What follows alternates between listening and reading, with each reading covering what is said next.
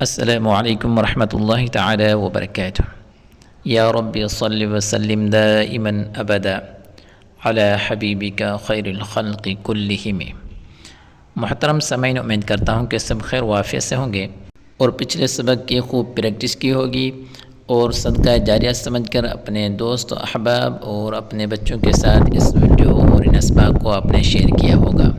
تو سامعین، آج ہم مشق پڑھیں گے۔ آج کے سبق میں ہم اس کی ہجا اور رواں دونوں ایک ساتھ مشق کریں گے اس کی۔ اور ایک بات ذہن میں رکھیں کہ زبر، زیر اور پیش ان کو بالکل بھی کھینچ کر نہیں پڑھنا ہے۔ تو سامعین، آئیے آج کا سبق شروع کرتے ہیں۔ بسم اللہ الرحمن الرحیم۔ دال زبر تا، زبر کو بالکل بھی کھینچ کر نہیں پڑھنا ہے۔ را زبر را، زبر والی را کو پر پڑھیں گے۔ اب دونوں حروف کو ملا کر پڑھتے ہیں۔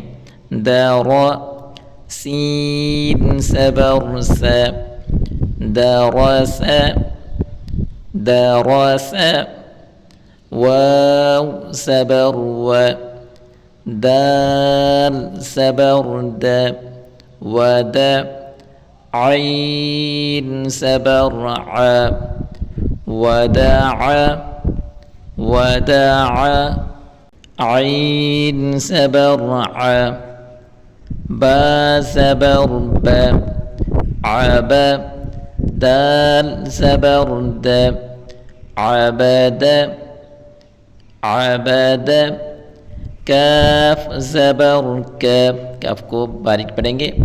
سین زبر س، کس، با زبر ب، کسب، کسب، دال زبر د، خا زبر خا، خا کو پر پڑھیں گے۔